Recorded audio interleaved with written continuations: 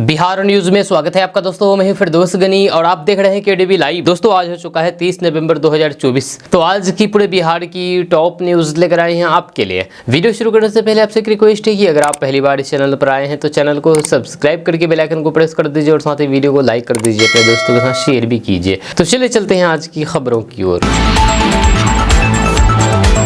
दोस्तों आज बिहार न्यूज की शुरुआत सबसे पहले करेंगे कि तेजस्वी यादव ने बहुत बड़ा ऐलान कर दिया है। तेजस्वी यादव ने कहा कि अगर हमारी सरकार बनती है तो 200 यूनिट बिजली मुफ्त में दी जाएगी। जी हां, आपको बता दूं कि बिहार विधानसभा के नेता प्रतिपक्ष तेजस्वी यादव ने बिहार सरकार पर आरोप लगाते हुए कहा कि सरकार स्मार्ट मीटर के मुद्दे पर बहस नहीं करना चाहती है। स्मार्ट मीटर से लोगों को परेशानी हो रही है। आपको बता दूं कि स्मार्ट मीटर को लेकर के विधानसभा में विपक्षी सदस्यों ने विरोध प्रदर्शन किया। जब तेजस्वी यादव ने कहा है कि स्मार्ट मीटर की वजह से लोगों का बिल ज्यादा आ रहा है। पूरे देश में सबसे महंगी बिजली बिहार में मिल रही है। 2025 में अगर हमारी सरकार बनेगी तो फिर 200 यूनिट बिजली मुफ्त में दी जाएगी, साथ ही बिजली बिल माफ कर दिया जाएगा। जी हां, तेजस्वी यादव ने विधानसभा में आरजेडी के उन बागी विधायकों का जिक्र भी किया है जो मंत्रियों की सीट पर बैठ रहे हैं। तेजस्वी यादव ने कहा है कि विधानसभा में सिटिंग अरेंजमेंट है, लेकिन आरजेडी की बागी विधायक मन मर्जी से बैठ रहे हैं। अगर देखा जाए तो फिर वे आज भी आरजेडी के विधायक हैं और हम इंडिया अलायंस के नेता हैं। जहां विपक्षी दल के नेता बैठेंगे वहां उन्हें बैठना चाहिए। जब विधानसभा अध्यक्ष का हम बहुत सम्मान करते हैं और हमें यकीन है कि वे इन चीजों को देखेंगे। दोस्तों बिहार विधानसभा के शीतकालीन सत्र के चौथे दिन जमीन सर्वे को लेकर के मंत्री दिलीप जायसवाल ने एक महत्वपूर्ण घोषणा की है। उन्होंने कहा है कि सरकार भूमि सर्वे के नियमों में बदलाव करेगी और फिर सर्वे में 13 तरह की छूट दी जाएगी ताकि बिहार के लोग परेशान ना हो। जब खबर के अनुसार विपक्ष ने जमीन सर्वे में लोगों को हो रही परेशानियों को लेकर के सवाल उठाए थे, जिसके जवाब में दिलीप जायसवाल ने कहा कि सरकार लापरवाह अधिकारियों पर कार्रवाई कर रही है। उन्होंने बताया है कि जमीन सर्वे में लापरवाही के कारण 139 सीईओ यानी कि सर्कल ऑफिसर का वेतन रोक दिया गया है और सरकार लगातार शिकायतों पर काम कर रही है। आपको बता दूं कि विपक्ष ने यह भी सवाल उठाया है कि जमीन विवादों का समाधान में समय क्यों लग रहा है। तो दिलीप जायसवाल ने इसका जवाब देते हुए कहा है कि उन्हें मंत्री बनने में समय लगा था, इसलिए इन मुद्दों पर कार्रवाई में भी थोड़ा समय लग रहा है। दरअसल जमीन सर्वे को लेकर के विभागीय मंत्री दिलीप जायसवाल ने कहा है कि बिहार के लोगों को परेशान नहीं होने दिया जाएगा। मंत्री ने ऐलान किया है कि सरकार जमीन सर्वे के नियमों में बदलाव करेगी और जल्द ही कैबिनेट में इसको लेकर के प्रस्ताव लाया जाएगा। दोस्तों बिहार के मुख्यमंत्री नीतीश कुमार 15 दिसंबर से एक बार फिर से बिहार यात्रा पर निकलने वाले हैं। जैसे सीएम नीतीश कुमार की ये यात्रा प्रशासनिक और फिर राजनीतिक रूप से अहम होने वाली है। जब सरकारी स्तर पर इसकी तैयारी शुरू कर दी गई है। जब मुख्य सचिव अमृतलाल मीना ने इसको लेकर के सभी विभागों के अलावा आला अधिकारियों के साथ बैठक की। इसमें उन्होंने बताया है कि सीएम नीतीश कुमार की यात्रा की रूपरेखा क्या होगी। जानकारी के मुताबिक मुख्यमंत्री नीतीश कुमार की 15 दिसंबर से प्रस्तावित बिहार भ्रमण के दौरान जहाँ 7 निश्चय 1 और फिर 2 जल निकास जीवन हरियाली एवं अन्य महत्वपूर्ण कार्यक्रमों की प्रगति की जानकारी लेंगे, वहीं पर सरकारी योजनाओं के लाभार्थियों से संवाद करेंगे। इसके अलावा योजनाओं की जमीनी समीक्षा भी करेंगे। इसको लेकर के राज्य सरकार ने अपने स्तर से तैयारियां शुरू कर दी है। आपको बता दें कि सीएम नीतीश कुमार की ये 15वीं बिहार यात्रा होगी। इसके लिए बिहार सरकार 225 करोड़ रुपए खर्च करेंगी। जब बजट के लिए पिछले सप्ताह आयोजित राज्य कैबिनेट की बैठक में मंजूरी दे दी गई थी। इससे पहले नीतीश कुमार 14 बार राज्य के दौरे पर निकल चुके हैं। आखिरी बार उन्होंने 2025 में समाधान यात्रा की थी। आपको बता दूं कि सीएम नीतीश कुमार ने 2005 में बिहार विधानसभा चुनाव से ठीक पहली बार बिहार की यात्रा पर निकले थे। जब उनके इस टूर का नाम न्याय यात्रा था, जिसने लालू यादव की पार्टी राजद की सत्ता से विदाई कर दी थी। नीतीश कुमार ने अब तक अलग अलग वजह और फिर मकसद से बिहार की 14 यात्राएं की है। अब नीतीश कुमार 15 दिसंबर से फिर से बिहार की यात्रा पर निकलने वाले हैं।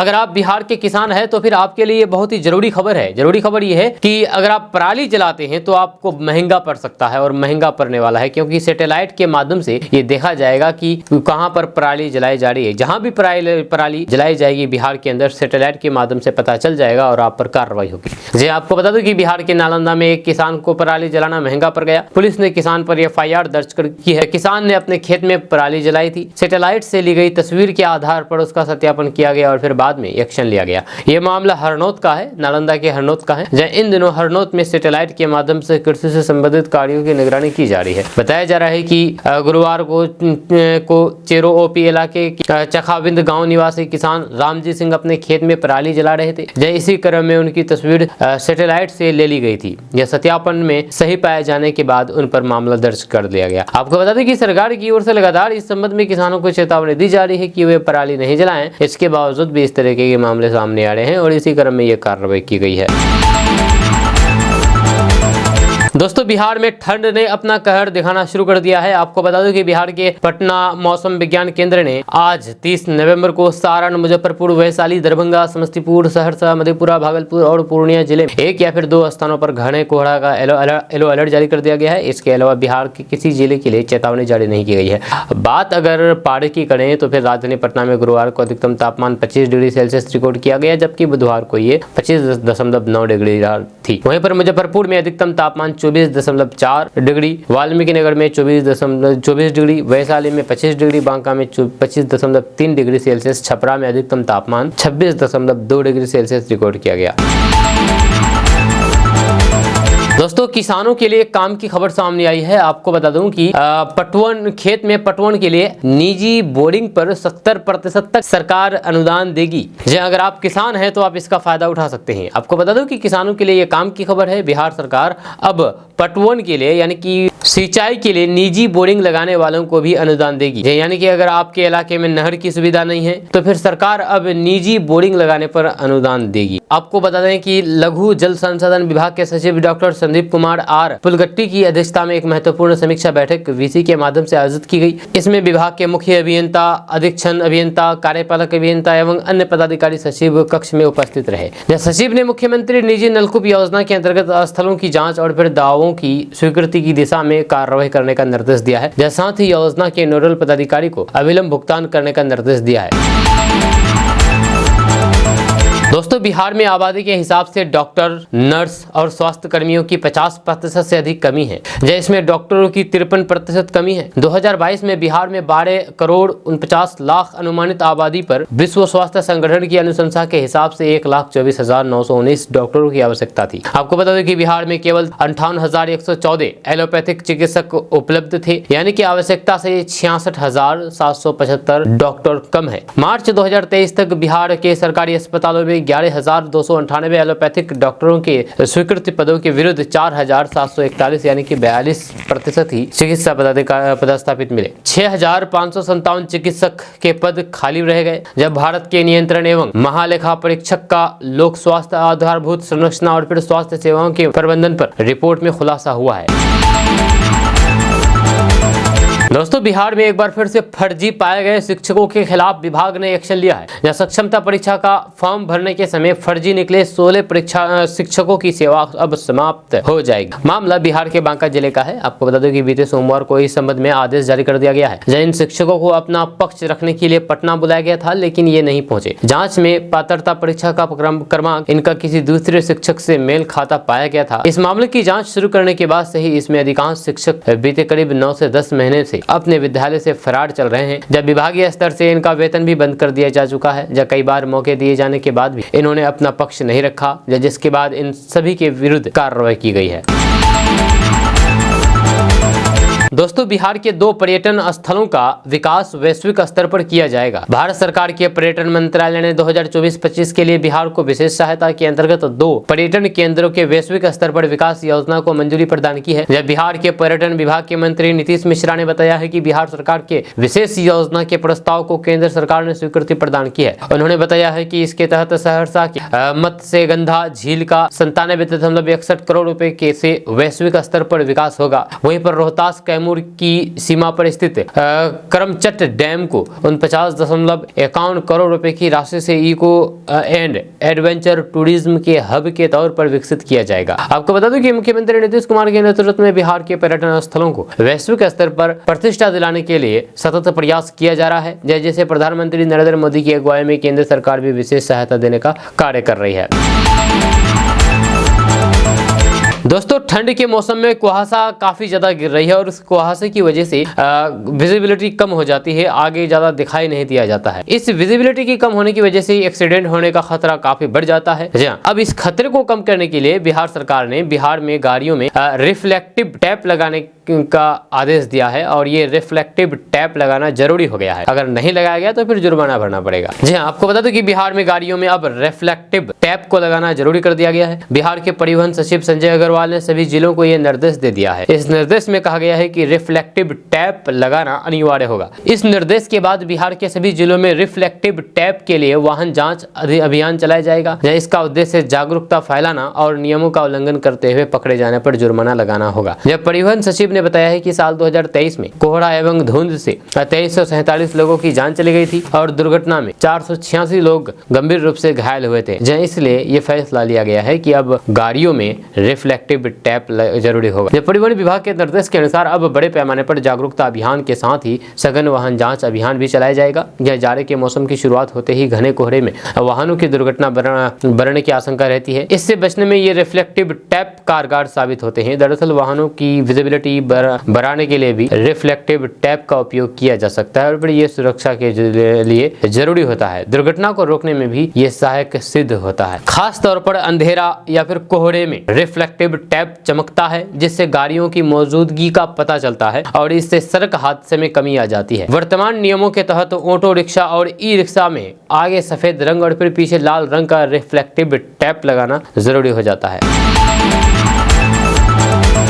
दोस्तों बिहार में सालों से बंद रीगा चीनी मिल में इस सत्र में गन्ने की पेराई शुरू हो जाएगी। जहां गन्ना उद्योग मंत्री कृष्णानंद पासवान ने बताया है कि कुछ औपचारिकताएं बाकी है, उन्हें पूरा किया जा रहा है। जब पिछले सत्र 2023-24 में बिहार की चीनी मिलों में ये 6,87,000 टन चीनी का उत्पादन हुआ था। इस बार चीनी उत्पादन में बढ़ोतरी की संभावना है। मंत्री पासवान ने आगे बताया है कि बिहार में किसानों के हक में चालू पेराई सत्र से 10 रुपए प्रति क्विंटल गन्ने के मूल्य में इजाफा कर दिया गया है, जिससे किसानों को फायदा होगा। उन्होंने आगे बताया है कि अब उत्तम प्रभेद के गन्ने का मूल्य 365 रुपए प्रति क्विंटल, सामान्य प्रभेद का मूल्य 345 और फिर निम्न प्रभेद का मूल्य 310 रुपए हो गया है। गन्ने का दाम बढ़ने से किसान अधिक खेती को करने को प्रेरित होंगे। दरअसल विभाग चाहता है कि बिहार में गन्ने की खेती 4-5 जिले के दायरे से निकल करके पूरे बिहार में विस्तार हो पाए। उन्होंने बताया है कि बिहार गुड़ प्रोत्साहन योजना के तहत गुड़ इकाइयों की ओर से ऑनलाइन आवेदन आ रहे हैं, जो अभी तक 48 आवेदन आ चुके हैं।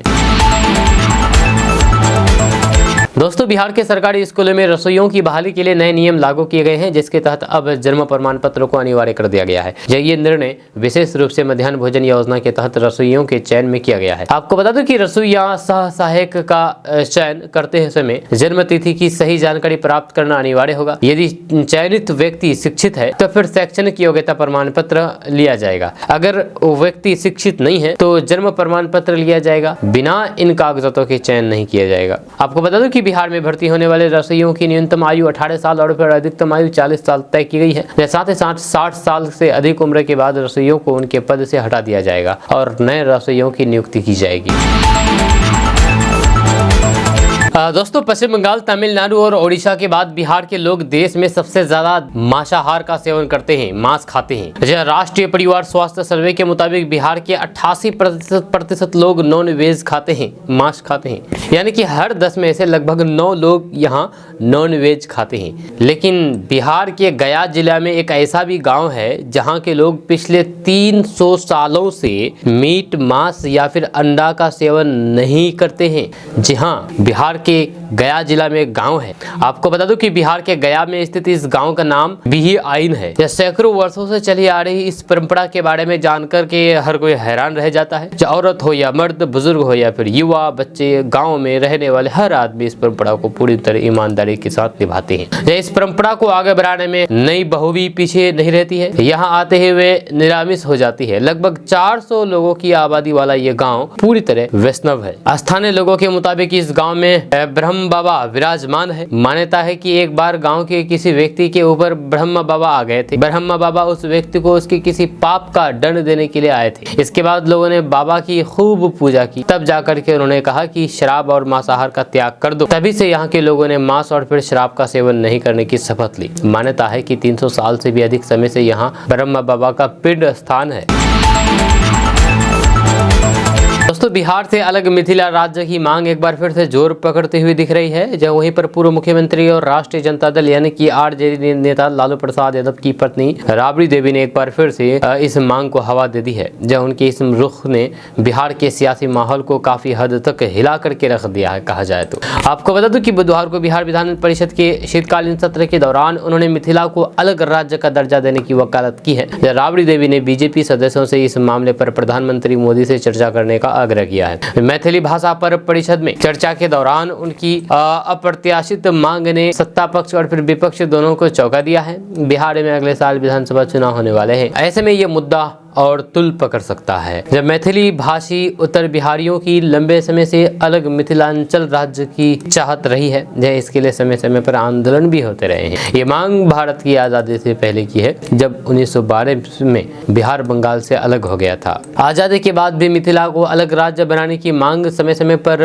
उठती रही है। झारखंड के बिहार से अलग होने के बाद एक बार फिर से मिथिला राज्य की मांग तेज हो गई है। इसके बाद से पटना से लेकर के दिल्ली तक कई बार प्रदर्शन हो चुका है, लेकिन अब तक इसको लेकर के कोई भी बात नहीं हो सकी है।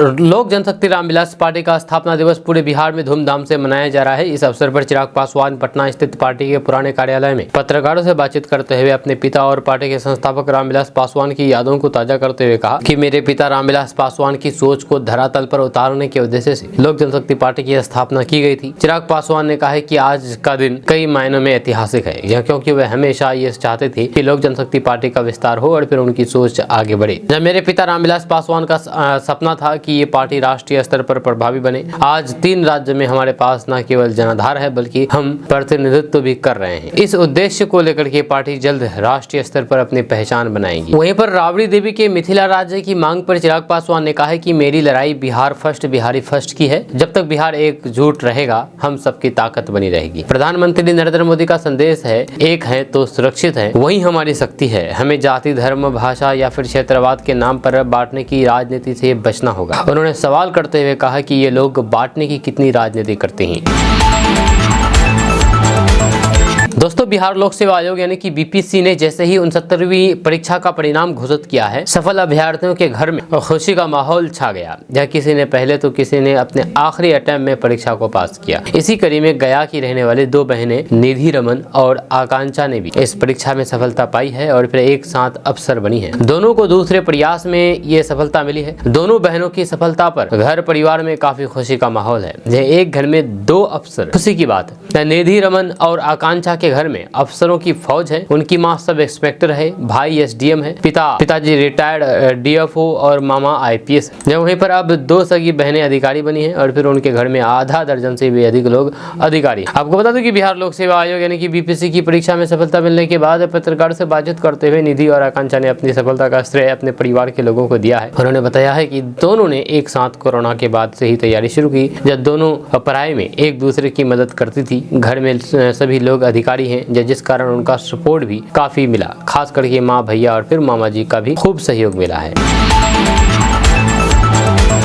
दोस्तों बिहार के सरकारी स्कूलों में पायलट प्रोजेक्ट के तहत मध्याह्न भोजन का संचालन किया जाएगा। इन स्कूलों में तमिलनाडु मॉडल के तरह ही मध्याह्न भोजन परोसा जाएगा। यहाँ प्रधानाध्यापक समेत सभी शिक्षक मध्याह्न भोजन बनाने से लेकर के परोसने तक में शामिल नहीं होंगे। आपको बता दूं कि मुजफ्फरपुर में कुर्नी प्रखंड के जमहरुआ और फिर सकरा प्रखंड के पैगमपुर गाँव को इस प्रोजेक्ट में शामिल किया गया है। जमहरुआ में कुल 4 और पैगमपुर में कुल 6 स्कूलों में पायलट प्रोजेक्ट को प्रयोग के तौर पर शुरू किया जा रहा है। यहाँ पर ट्रायल सफल हुआ तो फिर जिले के सभी स्कूलों में इसे प्रभावी बनाया जा सकता है। आपको बता दें कि 2 दिसंबर से नई व्यवस्था प्रभावी हो जाएगी। नई व्यवस्था के तहत स्कूलों में मध्याह्न भोजन का संचालन व्यवस्थापक और सहायक व्यवस्थापक कराएंगे। आपको बता दूं कि इस योजना के तहत बिहार भर में मुजफ्फरपुर के अलावा मधुबनी, दरभंगा, वैशाली, पूर्वी चंपारण, पूर्णिया, भागलपुर, लखीसराय और औरंगाबाद को शामिल किया गया है। दोस्तों, बिहार की नीतीश सरकार बिहार के विकास के लिए लगातार काम कर रही है। इसी कड़ी में बिहार में क्षेत्र विकास योजना से अब गांव में टाउनशिप विकसित होगी। भागलपुर में इस पर काम शुरू हो गया है। आपको बता दूं कि योजना को लेकर के जिला प्रशासन ने सभी 16 ब्लॉक के प्रगतिशील मुखिया के साथ बैठक की। जिला अधिकारी डॉक्टर नवल किशोर चौधरी की अध्यक्षता में हुई बैठक में बताया गया है कि प्रगतिशील किसानों और फिर ग्रामीणों के सहयोग से क्षेत्र विकास योजना के अंतर्गत गाँव में टाउनशिप विकसित किया जा सकता है। इसके लिए सरकारी सेमी ऑफिशियल संस्था या फिर किसानों द्वारा एक स्थल पर उपलब्ध 22.9 एकड़ जमीन की जरूरत पड़ेगी। इस काम में मुखिया की भूमिका बहुत महत्वपूर्ण होगी। बेहतर माहौल बनाने के लिए सरकार उनका सहयोग लेगी। आपको बता दें कि सरकार के प्लान के अनुसार ग्रामीण टाउनशिप के लिए प्रगतिशील किसान और फिर ग्रामीण मिलकर के सोसाइटी का निर्माण करेंगे और जो इसकी व्यवस्था की निगरानी और मॉनिटरिंग करेगी। ग्रामीण टाउनशिप में primary school, primary health centre, culture centre युक्त community hall, commercial market, 9 metre चौड़ी सड़क, वाटर सप्लाई, ड्रेनेज,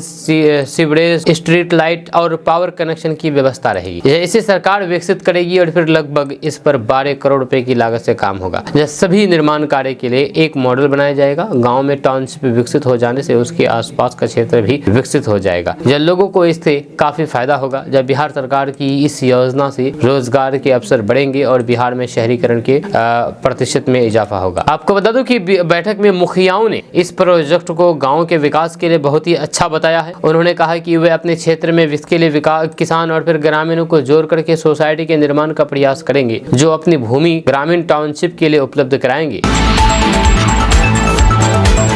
दोस्तों, बिहार में मौसम में आए बदलाव के कारण ठंड और फिर कोहरे का प्रकोप बढ़ गया है। बिहार के अधिकांश हिस्सों में सुबह के समय घना कोहरा छाया रहता है, जिससे लोगों को वाहन चलाने में काफी दिक्कतों का सामना करना पड़ता है। इसके साथ ही बिहार की तापमान में लगातार गिरावट दर्ज की जा रही है। अररिया और फिर जीरादेई राज्य के सबसे गर्म स्थान रहे, जबकि डेहरी सबसे ठंडा स्थान रहा। मौसम विभाग के अनुसार आने वाले दिनों में तापमान और गिरावट होने की संभावना है। बिहार में पारा लगातार नीचे जा रहा है और फिर औसत न्यूनतम तापमान 13.9 डिग्री सेल्सियस तक जा चुका है, यानी कि सबसे कम करीब 14 डिग्री सेल्सियस तक तापमान जा चुका है। पटना मौसम विज्ञान केंद्र के वैज्ञानिक कुमार गौरव ने चेतावनी दी है कि आने वाले दिनों में ठंड और ज्यादा बढ़ सकती है।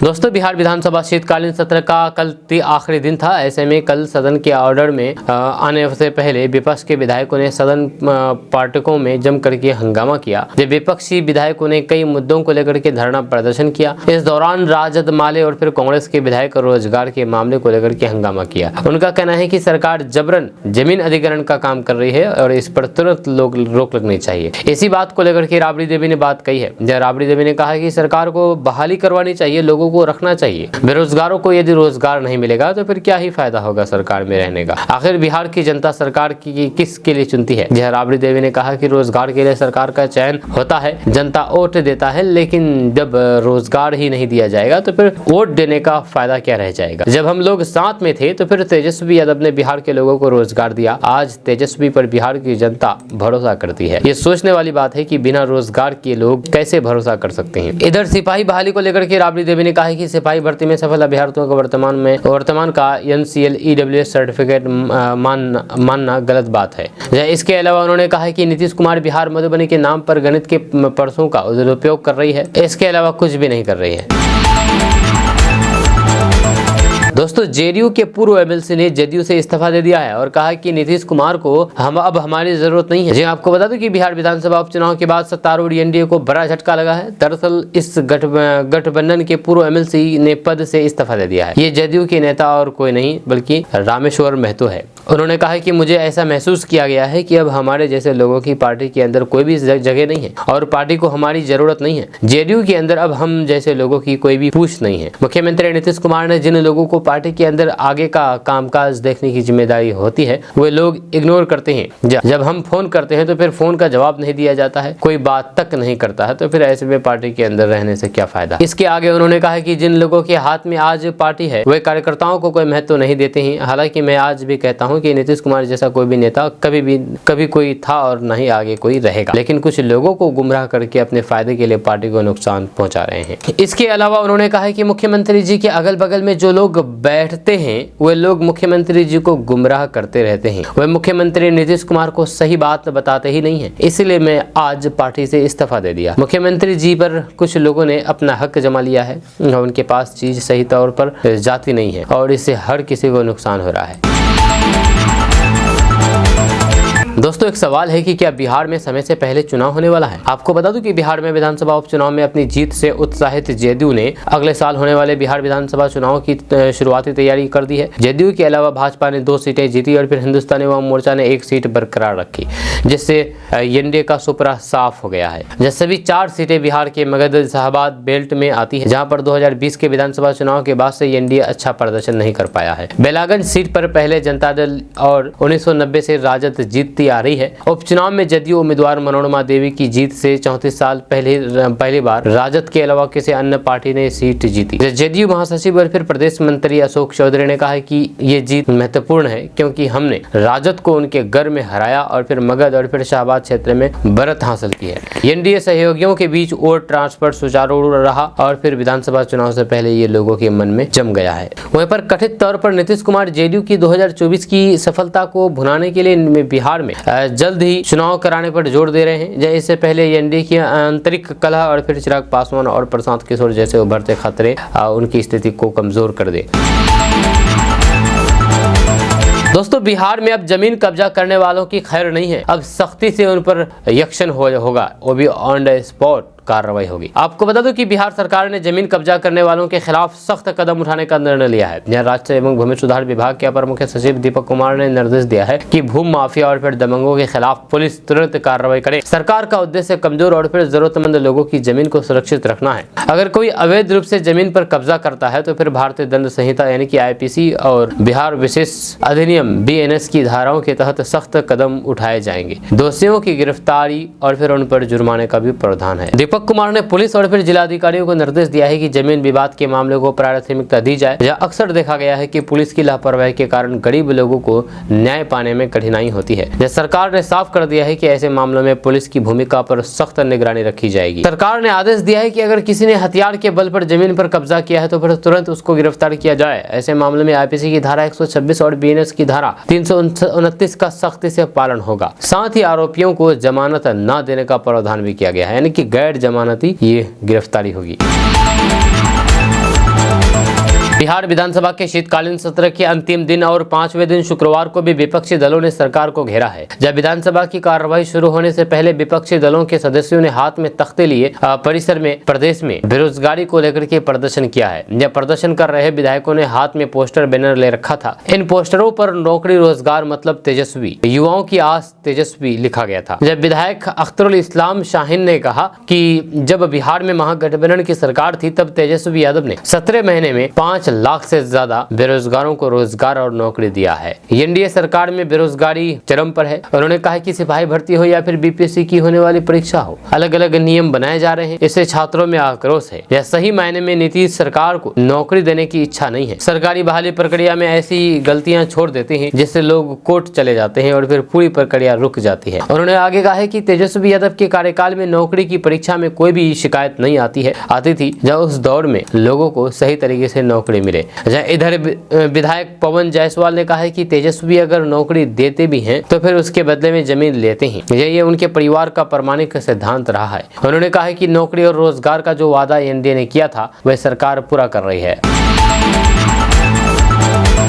दोस्तों, बिहार में बाढ़ हर साल तबाही मचाती है। इसका कहर कम करने के लिए नदियों से गाद निकालने की योजना तैयार कर ली गई है। मॉडल प्रोजेक्ट के तौर पर बांका के चांदम डैम से गाद निकाल करके उसके व्यावसायिक उपयोग की अनुमति दी जाएगी। इससे सरकार को रॉयल्टी के रूप में 49 करोड़ रुपए भी मिलेंगे। ये प्रयोग सफल रहा तो फिर अन्य नदियों से भी गाद निकालने का काम होगा। केंद्र सरकार से भी राष्ट्रीय गाद प्रबंधन नीति जल्द लागू करने का अनुरोध किया जाएगा। जल संसाधन मंत्री विजय कुमार चौधरी ने विधान परिषद में जदयू एमएलसी संजीव कुमार सिंह के तारांकित प्रश्न का जवाब देते हुए ये जानकारी दी है। जदयू एमएलसी राजीव कुमार सिंह ने कोसी नदी में अत्यधिक गाद के कारण बाढ़ की समस्या, तटबंध की मरम्मती, कोसी बैराज की क्षमता और विस्थापन का मुद्दा उठाया है। मंत्री ने कहा कि खरी पहाड़ी से पानी आने के चलते कोसी में गाद ज्यादा आती है। इसके लिए राज्य सरकार 2 प्रस्ताव पर काम कर रही है। पहला 1963 में बने बैराज की संरचना पर तकनीकी और फिर उपयोगिता के हिसाब से जांच करना। दूसरा डगमारा में नया बैराज बनाने का प्रस्ताव। दोस्तों, मुख्यमंत्री नीतीश कुमार अपने पिता अमर स्वतंत्रता सेनानी कविराज राम लखन सिंह की पुण्यतिथि के मौके पर अपने पैतृक गांव कल्याण बिघा पहुंचे। यहां उन्होंने कविराज राम लखन सिंह स्मृति वाटिका में पिता की प्रतिमा पर माल्यार्पण करके उन्हें भावभीनी श्रद्धांजलि अर्पित की। मुख्यमंत्री नीतीश कुमार ने इस दौरान अपनी माता श्री परमेश्वरी देवी और फिर धर्मपत्नी मंजू सिन्हा की प्रतिमा पर भी माल्यार्पण करके उन्हें श्रद्धांजलि दी। इस अवसर पर मुख्यमंत्री नीतीश कुमार के बड़े भाई सतीश कुमार सहित मुख्यमंत्री के परिवार के अन्य सदस्यों और फिर निकट संबंधियों ने भी अमर स्वतंत्रता सेनानी कविराज राम लखन सिंह, परमेश्वरी देवी और फिर मंजू सिन्हा की प्रतिमा पर माल्यार्पण करके उन्हें नमन किया। साथ ही उनके योगदान को याद करके श्रद्धा सुमन अर्पित किया। इस मौके पर अल्पसंख्यक कल्याण मंत्री मोहम्मद जमा खान, बिहार राज्य आपदा प्रबंधन प्राधिकरण के उपाध्यक्ष उदयकांत और बाकी कई सारे मंत्री और अधिकारी वहां पर पहुंचे थे। दोस्तों, दक्षिण बिहार के जिलों में गर्मी के दौरान पेयजल की किल्लत दूर की जाएगी। इसके लिए 5 जलाशयों में गंगा जल पहुंचाने की योजना में तेजी लाई जाएगी। जब बदुआ और फिर खड़गपुर में काम शुरू कर दिया गया है। 3 जलाशयों मोरवे, बासकुंडू और फिर आंजन में डीपीआर तैयार की जा रही है। आपको बता दूं कि विधान परिषद में जल संसाधन मंत्री विजय कुमार चौधरी ने राजद एमएलसी सैयद फैसल अली के तारांकित प्रश्न का जवाब देते हुए ये जानकारी दी है। राजद एमएलसी ने दक्षिण बिहार में पानी की समस्या का मामला सदन में उठाया था। उन्होंने कहा कि जल निकायों के पुनर्द्वार के लिए ठोस योजना तैयार करने की जरूरत है। इसके जवाब में मंत्री विजय कुमार चौधरी ने कहा कि दक्षिण बिहार में 22 जलाशय हैं। इसमें बटुआ और फिर खड़गपुर जलाशय में काम किया जा रहा है। चांदल जलाशय की भी सफाई का काम हो रहा है। जलाशय में पानी के लिए गंगा जल का इस्तेमाल किया जाएगा। दोस्तों, बिहार विधान परिषद में शुक्रवार को शिक्षकों के मुद्दे पर खूब हंगामा हुआ। जी हां, शिक्षकों से जुड़े हुए सवाल पर विपक्ष के साथ सत्ता पक्ष के लोग भी शिक्षा मंत्री को कटघरे में खड़ा कर दिया। सत्ता पक्ष और विपक्ष का हंगामा बढ़ने पर नीतीश सरकार झुक गई। शिक्षा मंत्री ने कहा कि जिन शिक्षकों का पैसा काटा गया है, सरकार उनका पैसा वापस कर देगी। शिक्षा विभाग के अपर मुख्य सचिव के पद पर रहते हुए के पाठक ने कहा था कि जो शिक्षक आंदोलन करेंगे, सरकार उनका वेतन काट लेगी। ऐसा ही हुआ। के पाठक के निर्देश पर वीडियो करके शिक्षकों का 15 दिन का वेतन काट लिया गया था। सरकार ने इस पर आज विधान परिषद में जवाब देते हुए कहा कि जिन शिक्षकों का वेतन काट लिया गया है, सरकार उनका पैसा वापस कर देगी। इधर नवल किशोर यादव ने भी महिला शिक्षकों के संवैधानिक अवकाश से जुड़े हुए सवाल को सदन में उठाते हुए शिक्षा मंत्री से पूछ लिया कि क्या ये सही नहीं है कि मातृत्व अवकाश में रहने के बाद महिला शिक्षिकाओं को मंथली वेतन नहीं मिल पाता है। या इतना ही नहीं, अवकाश अवधि का वेतन लेने के लिए उन्हें शिक्षा अधिकारियों के कार्यालय का चक्कर लगाना पड़ता है। इन पर शिक्षा मंत्री सुनील कुमार ने कहा है कि महिला मातृत्व अवकाश से जुड़े हुए मुद्दे पर हमने भी समीक्षा बैठक की है। इसके बाद अधिकारियों को निर्देश दिया। शिक्षा मंत्री सुनील कुमार ने भी कहा कि दिसंबर महीने से महिला शिक्षकों के साथ ऐसा नहीं हो, इसको लेकर के सख्त आदेश दिया जाएगा। दोस्तों, बिहार विधानसभा के शीतकालीन सत्र का कल आखिरी दिन था, जहां सदन की कार्रवाई शुरू होते ही स्मार्ट मीटर को लेकर के सदन में जमकर के हंगामा हुआ। प्रश्नकाल में कांग्रेस विधायक अजीत शर्मा ने पूछा है कि 18 लाख स्मार्ट मीटर में से कितनों की जांच की गई है। जहां मंत्री ने अपने जवाब में कहा है कि आप बताइए कहां-कहां मीटर खराब है, जांच कराया जाएगा। इंसान जब बीमार हो जाता है तो फिर मीटर भी तो खराब होते हैं। इधर सदन की कार्रवाई शुरू होने से पहले विपक्ष के विधायक अलग अलग मुद्दों को लेकर के सदन के बाहर नारेबाजी करते हुए नजर आए। जब विधानसभा पार्टियों में लेफ्ट नारेबाजी कर रहे थे, लेफ्ट पार्टी नारेबाजी कर रही थी भूमिहीनों को जमीन मुहैया कराने और फिर लैंड सर्वे के विरोध में, यानी कि जमीन सर्वे के विरोध को लेकर के विपक्ष ने जमकर के हंगामा किया। दोस्तों, किशनगंज सांसद डॉक्टर मोहम्मद जावेद आजाद ने संसद भवन परिसर के बाहर फिर से एएमयू किशनगंज सेंटर को लेकर के प्रदर्शन किया है। हाथों में पोस्टर लेकर के चल रहे लोकसभा सेशन में लोकसभा भवन के बाहर प्रदर्शन कर रहे हैं, लेकिन उनकी मांगों को नजरअंदाज कर दिया जा रहा है। ऐसे खारिज किया जा रहा है जैसे किशनगंज सीमांचल के लोग सरकार के पराये हैं, यानी कि सीधे सीधे किशनगंज सीमांचल को पराये के तौर पर व्यवहार किया जा रहा है। जो आपको बता दूं कि किशनगंज के कुछ चंद गद्दारों की वजह से आज किशनगंज एएमयू सेंटर अटका हुआ है और एक ऐसे मामले में फंसा है जो कि कोई मतलब नहीं बनता है। जी हाँ, जो कहा जाता है कि किशनगंज एएमयू सेंटर उस जगह पर बनाया जा रहा है जहां पर महानंदा नदी है। इस महानंदा नदी की वजह से एएमयू किशनगंज सेंटर का मामला फंसा हुआ है। कहा जाता है कि एएमयू किशनगंज सेंटर महानंदा नदी के बगल में बन रहे हैं, इसलिए इस सेंटर पर पेच फंसा हुआ है। लेकिन सबसे हैरान कर देने वाली बात यह है कि यहाँ पर महानंदा नदी के बिल्कुल बगल में पुलिस कैंप बनाया जा रहा है। जी हाँ, बिल्कुल बगल में कुछ मीटर की दूरी पर एएमयू किशनगंज सेंटर 1.5 किलोमीटर की दूरी पर होने के बावजूद भी एएमयू को महानंदा नदी से खतरा है। लेकिन यहाँ पर महानंदा नदी से सट करके पुलिस कैंप बनाया जा रहा है और इस कैंप को कोई खतरा नहीं है। लेकिन खतरा किसको है? 1.5 किलोमीटर दूर जो एएमयू सेंटर बन रहा है। हालांकि किशनगंज के लगभग सभी नेता एएमयू किशनगंज सेंटर के पक्ष में हैं और इसको बनने को लेकर के लगातार मांगे भी की जा रही है। उसी में से किशनगंज सांसद डॉक्टर जावेद आजाद है। जब से सांसद बने हैं, पिछली बार भी जब सांसद रहे तब से और इस बार भी जब सांसद है तब से, जब भी सेशन होता है हर सेशन में और हर रोज लोकसभा के बाहर पोस्टर लेकर के प्रदर्शन कर रहे हैं, लोकसभा के अंदर आवाज उठा रहे हैं एएमयू फंड को लेकर के और बाकी बहुत सारे लोगों से मिल भी रहे हैं, मंत्रियों से मिल रहे हैं, लेकिन कोई भी जवाब नहीं दिया जा रहा है। आज भी डॉक्टर जावेद आजाद ने वही किया, लेकिन कोई फायदा नहीं हुआ।